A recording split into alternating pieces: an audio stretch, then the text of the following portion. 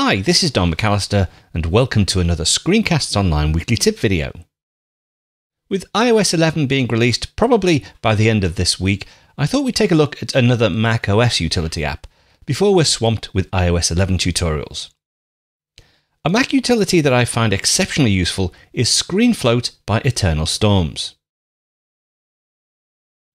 Now, ScreenFloat allows you to take a partial screen capture and once taken displays it permanently on your screen as a reference. For example, if I go into my video editing application and I've been working here and I've set up all these different parameters and I want to make a copy of these parameters so perhaps I can reuse them in a different application or perhaps even just experiment but have a record of how I've set up these particular parameters in this panel. Now, I could take a standard screen capture and display that on screen, but it would normally mean I'd have to rearrange my windows because as soon as I switched across to my video editor, the screen capture would disappear. So I'd have to mess about with the windows to arrange them so I could see both at the same time. What I really want is to have that screen capture displayed at the foremost of all my windows and not be hidden if I switch to my main working window. Well, the way you would do that is to use ScreenFloat. So if I go to this menu bar icon, you can use a keyboard shortcut. I think it's Shift-Command-2. But if I just go ahead and say New Shot, and we'll just do a new shot to begin with. And then I have this cursor control here with some parameters. I just drag this window, just paint this window, and then click. Right, I now have the second window here, which appears in front of all my other windows. So I can go in, I can actually do some experimentation here. I can change the rotation, say. But then I can always refer back to this sheet here, and it was 88 and it was 7 degrees. So I'm back to as I was. And this is really good if you're doing lots and lots of actions and you just want to have a reference of something that's on screen at any one time. Now, I could, if I want to, just close this down. And I can also do a timed shot as well. And again, if we go up to the ScreenFloat browser here, so new shot, new timed shot. So if you want to capture something after a certain time, you can actually load up a file. So if you have some reference information in a file that you want to appear on top of all your other windows, you can say new shot from file, and you can also do a new shot from the clipboard as well.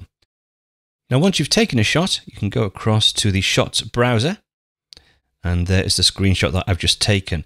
I can double tap, bring that back up to screen so I can see all the parameters that I've captured.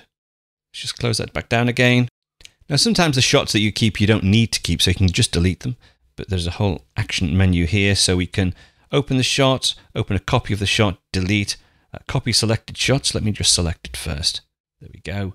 Go to actions. So again, open a copy with various applications, delete, copy, print, or share. And then we have options for preferences. Now, within preferences, we can launch ScreenFloat at login, which is always a good idea. Show the menu bar icon, open the Shots browser on launch. That's probably not what we want. There's also this option to use work mode as well.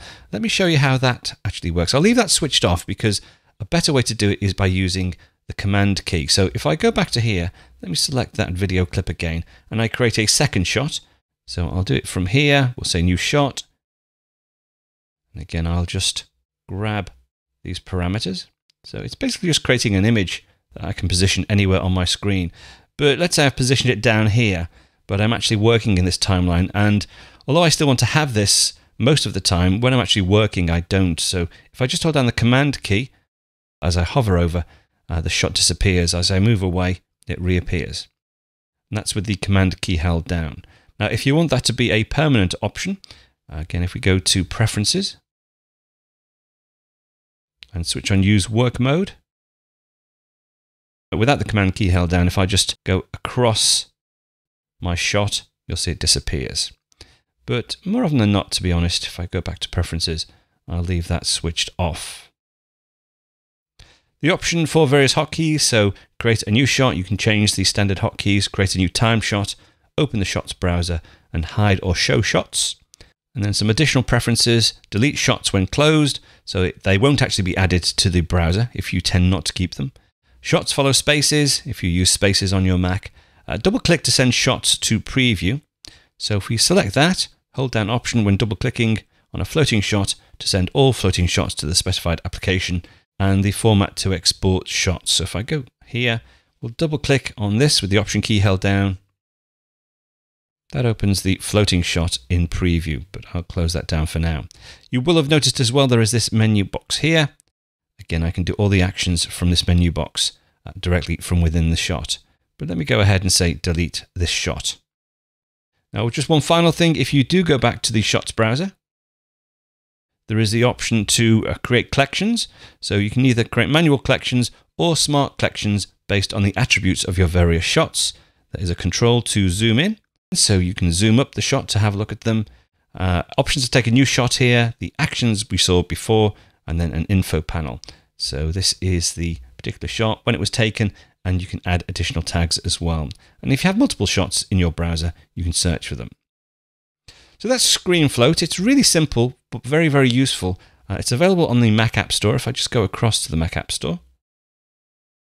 Now, I will put a link in the tip show notes, but if you want to search for it, just search for ScreenFloat.